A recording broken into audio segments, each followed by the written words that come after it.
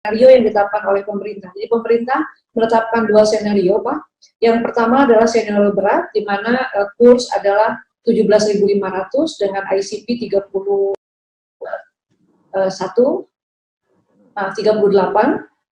Kemudian skenario yang sangat berat itu adalah ICP 31 US dollar per barel dengan kurs 20.000. Jadi kami melakukan simulasi itu. Walaupun secara internal kami menambahkan lagi skenario di mana pandemi ini kemudian akan baru bisa recover di semester 2 tahun 2021. Next. Nah, bagaimana dampaknya terhadap produksi hulu kita? Jadi Pertamina ini kan integrasi dari hulu ke hilir.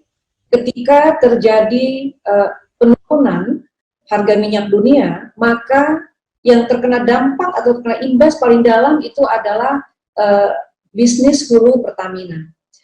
Nah, di sini kami kemudian melakukan prioritisasi mana saja yang kemudian kita bisa cut biayanya, dan kami kemudian kalau dilihat sebetulnya di Pertamina sendiri, Pak, produksi dari existing field, existing well ini yang paling dominan. Jadi 89%, hampir 90% produksi kami ini adalah dari existing, di mana yang sisanya 10% ini adalah yang dari new drilling. Oleh karena itu, kami tidak bisa menyetop produksi yang sumur yang sudah dieksplorasi. Karena menutup sumur itu ada biayanya. Nanti kemudian reaktivasi juga ada biaya lagi. Oleh karena itu, kami coba maksimum cap di existing production. Nah, dari senario seperti itu, yang kami bisa turunkan adalah investasi baik capex maupun opex yang dari new drilling, ya. Dengan demikian, maka untuk produksi minyak di upstream ini akan menurun sekitar 2% dari 430.000 barel menjadi 421. Total, demikian juga gas, Pak, kami bisa turunkan 4%, sehingga secara total migas upstream itu turun 3%. Dan untuk geothermal, karena demand dari PLN ini juga turun. Jadi rupanya walaupun work from home, demand PLN juga turun karena industri itu stop. Jadi hanya industri rumah tangga saja yang penggunaan listriknya ini stabil. Oleh karena itu, walaupun sebetulnya sumur-sumur geothermal ini tidak bisa kita tutup, tapi akhirnya ya terbuang saja, jadi tidak teroptimalkan seluruh kapasitas yang ada, tapi disesuaikan dengan kebutuhan dari PLN. Nah, kita bisa lihat, Pak, di sumur eksplorasi, kita melakukan cutting capex, Pak, dari investasi, ini kita potong. Jadi di hulu sendiri ini angkanya antara 25-30%, sehingga dari sisi produksinya pun ini kita lakukan sangat-sangat minimal sekali. Jumlah yang kita lakukan sumur eksplorasi baru juga kita turunkan, baik itu sumur eksplorasi maupun sumur eksploitasi. Ini situasinya, Pak, bagaimana dampak COVID terhadap hulu kita. Jadi produksi setara minyak turun dari 923 menjadi 894. Ya, lanjut.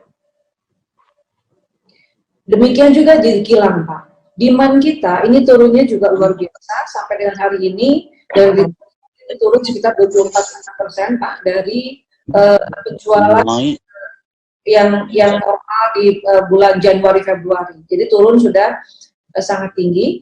Oleh karena itu kita harus lakukan penyesuaian dari produksi kilang.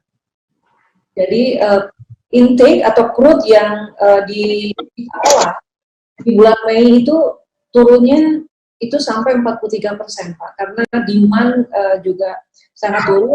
Kemarin-kemarin kita masih operasikan kilang ini sedang, namun kami sekarang sudah mulai bertahap mengurangi produksi kilang, dan di dalam kesempatan shutdown ini kami gunakan untuk melakukan perawatan. Jadi contoh di bulan April Mei ini bertahap kilang Balikpapan akan kami shutdown, Pak, sampai nanti di bulan Mei itu adalah totally shutdown, di mana nanti di saat itu kita akan melakukan pemeliharaan. Jadi semua pemeliharaan jadwalnya kita percepat, kita gunakan masa slowing down ini adalah untuk mengupgrade dan juga melakukan pemeliharaan terhadap equipment yang selama ini kadang terjadi unplanned shutdown. Jadi kita harapkan nanti setelah slowing down production ini, kemudian reliability dari kilang akan meningkat dan tidak ada lagi unplanned shutdown ke depannya, yang otomatis nantinya ini dapat menurunkan biaya operasional kilang. Jadi ini senarionya. Jadi Bapak bisa lihat rencana produksi yang awalnya kapasitas pengolahan itu adalah 4,7 juta KL, ini kita turunkan, Pak, menjadi 2,7. Jadi memang situasinya seperti ini, Pak. Next. Nah, ini adalah sales dari retail, Pak. Walaupun hari ini seluruh SPBU kita ini semuanya beroperasi. Namun beberapa SPBU sebagai contoh di DKI yang sudah terlebih dahulu PSBB, ada sekitar 16 SPBU yang mengurangi jumlah dispenser yang dioperasionalkan. Tapi tetap semuanya melakukan operasional karena apa? Walaupun dilakukan PSBB dan pembatasan transportasi, namun untuk logistik dan juga keperluan kesehatan, keperluan logistik untuk makanan, ini tetap harus jalan. Oleh karena itu, kami tetap memegang komitmen untuk memberikan pelayanan. Walaupun volume menurun drastis, tapi semua outlet kita, SPBU kita buka. Demikian juga untuk SPBE, LPG, kami juga buka semua. Jadi kami melihat sampai dengan hari ini, dari retail ini turun sekitar 24%, dibanding penjualan normal, dan kita berharap nih Pak, penurunan dari demand ini ada hanya sampai dengan bulan Juli saja. Jadi Agustus sudah mulai ada peningkatan, sehingga kami membuat prognosa untuk full year tahun ini itu diperkirakan akan turunnya 20% Pak, untuk gasolin dan gasoil dari retail ya, ke masyarakat langsung. Namun untuk LPG ini kita lihat malah kita prognosakan ada sedikit peningkatan 1,36%, karena ketika orang-orang di rumah kemudian memasak sendiri, jadi demand dari LPG ini stabil, Pak. Next. Adapun dari pemasaran korporat, industri dan juga aviasi, ini kita melihat akan ada penurunan. Jadi sampai dengan Maret penurunannya adalah 17%, namun kami perkirakan industri dan juga aviasi ini recovery-nya mungkin agak panjang, Pak, lebih panjang dibanding retail, sehingga kami membuat prognosa sampai itu penurunannya 30%. Gitu. Semua industri sekarang juga tiarap, walaupun kami menawarkan, Pak, baik kepada SPBU dan juga industri, ini menawarkan kredit, Pak, sekarang. Jadi pembayarannya kredit, yang penting kami penuhi semua storage gitu ya, agar nanti ketika demand itu meningkat, semuanya salah satu bentuk layanan kami kepada para customer. Yang paling dalam itu aviasi, Pak. Jadi luar biasa, aviasi ini sampai dengan hari ini rata-rata turun 48%. Jadi kami perkirakan ini akan semakin dalam sampai dengan akhir tahun. Next. Nah, bagaimana dampaknya terhadap laba rugi? Jadi kira-kira gambaran seperti ini, Pak. Kami membuat senario untuk berat dan sangat berat. Di hulu ini kalau kita bandingkan dengan target RKAP 2020, maka akan terjadi penurunan itu 56,5% di hulu. Di hilir 38,4%, kemudian di Saboldi Gas, PGN Group itu 13,5%, dan anak perusahaan lain, Pertamina yang related, yaitu yang dalam bidang finance and service, itu sekitar 40%, sehingga secara total revenue kami ini akan menurun di senario berat itu adalah 38,37%. Adapun untuk senario sangat berat, ini lebih dalam lagi, Pak, sehingga secara overall akan terjadi penurunan 44,66%. Jadi gambarannya seperti ini. Dan kalau kemudian bagaimanakah dampaknya terhadap profit, ini lebih dalam lagi karena ada rugi selisih kurs yang akan harus dimasukkan di dalam laba rugi kami. Jadi sebagai gambaran Pak, untuk skenario sangat berat, ketika penurunan revenue itu adalah 44,7% dibanding target, maka profit akan berkurang 51%. Itu dengan asumsi yang sudah ditetapkan oleh pemerintah.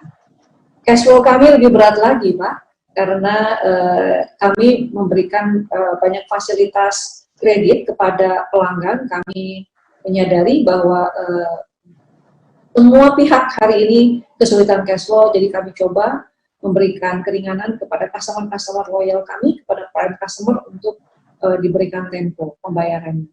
Next.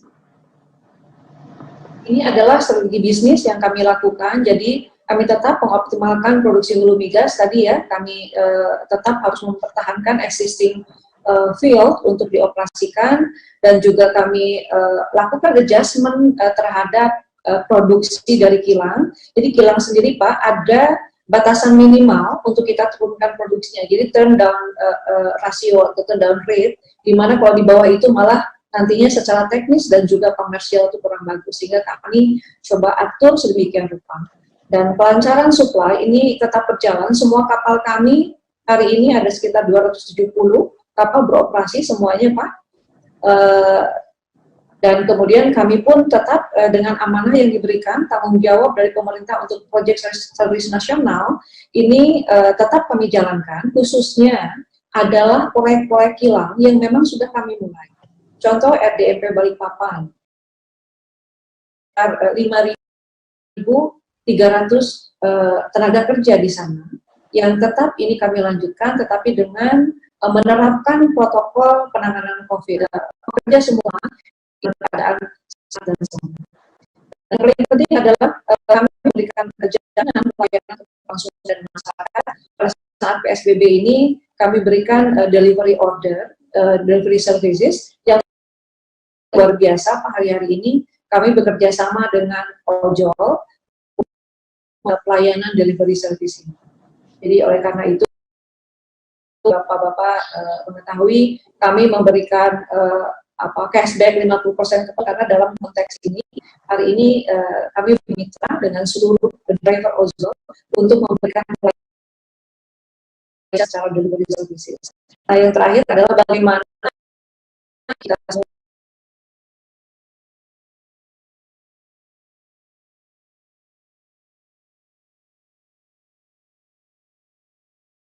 adalah untuk modal kerja, karena sebagian besar dari spending kami baik capex maupun opex dalam US dollar, tetapi penjualan atau pendapatan itu dalam rupiah. Jadi baik itu laba rugi, neraca dan juga cash flow ini kami jaga betul Pak, agar perusahaan ini bisa survive di tahun 2020. Lanjut. Bagaimana strateginya? Jadi ini kami sudah sampaikan tadi, secara itu juga kita melakukan improve oil recovery. Jadi kalau IOR mungkin hari-hari ini belum ekonomis kita lakukan kalau dengan harga minyak seperti ini. Jadi kami coba lakukan improve oil recovery. Dan kilang tadi kami sudah sampaikan juga beberapa langkah yang kami inikan untuk penggunaan fuel di kilang-kilang ini kita sudah ganti sebagian dengan koneksi ke PLN, karena PLN juga berlebih hari ini pasokannya, jadi bagi kami juga kemudian ada penghematan, jadi ini kita lakukan. Next. Nah, kami juga melihat di dalam permasalahan ini kami melihat adanya peluang Pak, karena harga crude itu sedang sangat murah, dan kami coba melihat seluruh storage yang ada, baik landed storage maupun yang floating storage.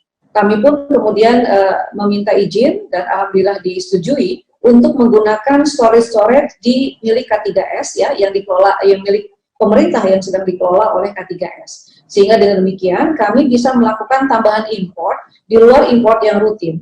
Jadi kami melakukan pengadaan tambahan 10 juta barel crude dan juga gasolin 9,3 juta barel. Nah, LPG yang kita lihat memang demand-nya ini juga tinggi, kami lakukan tambahan Pak, ini di luar yang biasanya dilakukan, tambahannya adalah 5 PLGC. Jadi masing-masing PLG itu 44.000 metrik ton. Dan kita sedang melihat mana yang bisa kami tambah lagi. Ini mumpung harga lagi murah. Jadi kalau kami sampaikan bahwa ini adalah memanfaatkan time to buy ketika harga sedang turun. Dan memang kalau kita bandingkan Pak, antara domestic crude dengan import gitu, hari ini import jauh lebih murah. Di crude domestik ini ada beberapa yang memang harganya mahal, yaitu banyu urip, SLC, dan juga dari duri. Nah, kami kemudian, Bapak-Bapak, kami memang tetap komit untuk menyerap tenaga crude domestik, ya. Dan kemudian kita lihat untuk crude yang harganya mahal ini, kita kemudian melihat peluang untuk kita lakukan ekspor, Pak.